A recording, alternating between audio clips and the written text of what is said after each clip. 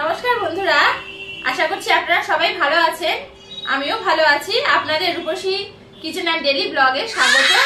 আজকে ভাবছেন তো হাতে এক সাজি পালং পাতা, ধনেপাতা, পেঁয়াজ আর লঙ্কা নিয়ে দাঁড়িয়ে আছি কেন? এই দিয়েই কিন্তু আজকের সন্ধ্যেবেলার একটা মুখরোচক স্ন্যাক্স বানাবো। পুরো ভিডিওটা কিন্তু আমার সাথে থাকতেই হবে আর দেখতে হবে আমি কি করে বানাচ্ছি। তাহলে চলে আসুন আমার রান্নাঘরে। বন্ধুরা, দুটো ডিম সিদ্ধ করে রেখেছি। হালি ডিম তো, তাই ভালো করে খোসাটা থেকে ওঠেনি। আমি এই পায়ের আঙুলে একটা সুতো পেঁচিয়ে নিয়েছি। দেখেন আমার মেয়েরা কি সুন্দর গান করছে, আপনাদের গান করে শোনায় আমার মেয়ে। আর এই ডিমকে, এক একটা ডিমকে এরকম 4 ফালি করে সুন্দর করে কেটে নিব। এই যে দেখেন কি সুন্দর 4 ফালি করে কেটে নিয়েছি। আর এই ডিমটাকেও আমি এরকম 4 ফালি করে কেটে নিচ্ছি।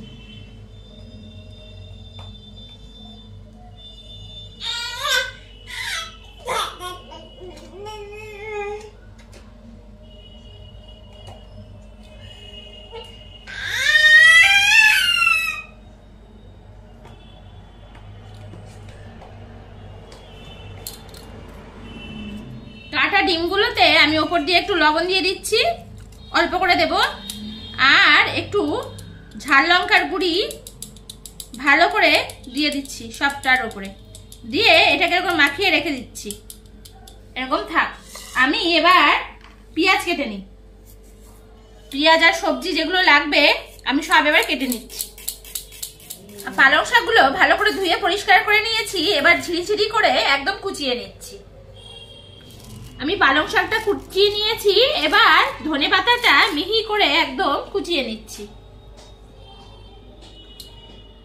ধনে পাতা কোচানো হয়ে গেছে। এবার আমি কয়েকটা কাঁচা লঙ্কা কুচিয়ে নিচ্ছি। পালং শাক কোচানো হয়ে গেছে, পাত্রে নিয়ে নিচ্ছি। কোচানো ধনে পাতা দিয়ে দিচ্ছি ছড়িয়ে, কোচানো লঙ্কা দিয়ে দিলাম। এবার আদা কুচিয়ে রেখেছিলাম সেগুলো দিয়ে দিচ্ছি। কিছুটা রসুন কুচিয়ে রেখেছি দিয়ে দিচ্ছি। পেঁয়াজ কেটে রেখেছি, হাতে এরকম ভালো করে ডলে নিয়ে ছাড়িয়ে দিয়ে দেব। কিছুটা পরিমাণ চালের গুঁড়ো দিয়ে দিচ্ছি। 3 চামচ শুকনো সুজি দিয়ে দেব।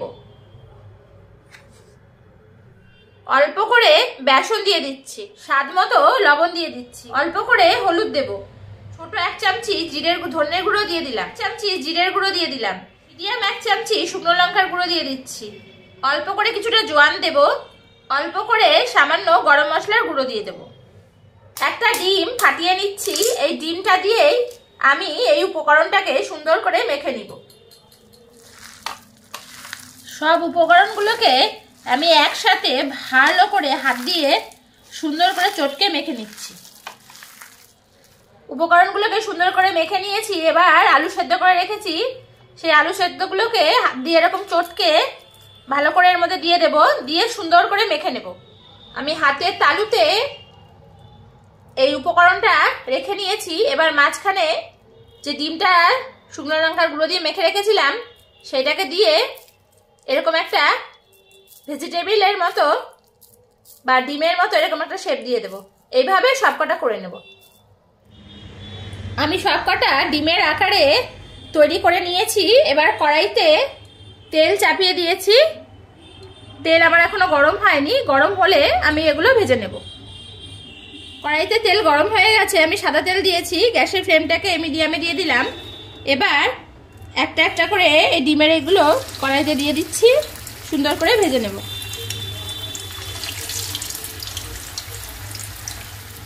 এক পাশ হয়ে গেছে, আমি অন্য পাশ কাঁটা চামচ দিয়ে ভালো করে উল্টে দিচ্ছি।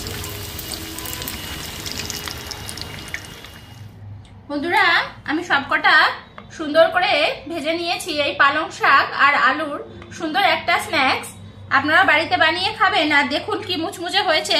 এরকম খড়খড় খড়খড় করে আওয়াজ হচ্ছে, ভীষণ মুচমুচে হয়েছে।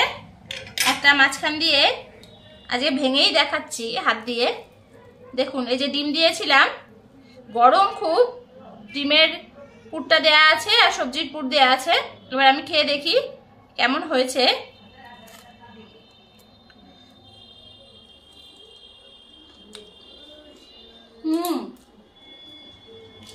অসম্ভব সুন্দর হয়েছে। আপনারা বাড়িতে বানিয়ে খান, সবাই মিলে উপভোগ করুন। হট করে কোনো গেস্ট এসে গেলে আপনারা এইভাবে বানিয়ে ঘরের উপকরণ দিয়েই করে দিতে পারেন সুন্দর স্ন্যাক্স। আর আমাদের সাথে থাকুন, আমাদের পাশে থাকুন, আমাদের চ্যানেলটাকে সাবস্ক্রাইব করুন, লাইক করুন, কমেন্ট করুন, আর আপনাদের বন্ধু বান্ধব আপনজনের কাছে শেয়ার করুন। ভালো থাকবেন, সুস্থ থাকবেন, সাবধানে থাকবেন। আজকে এই পর্যন্ত, টাটা। ফিরে আসবো আবার নতুন রেসিপি নিয়ে।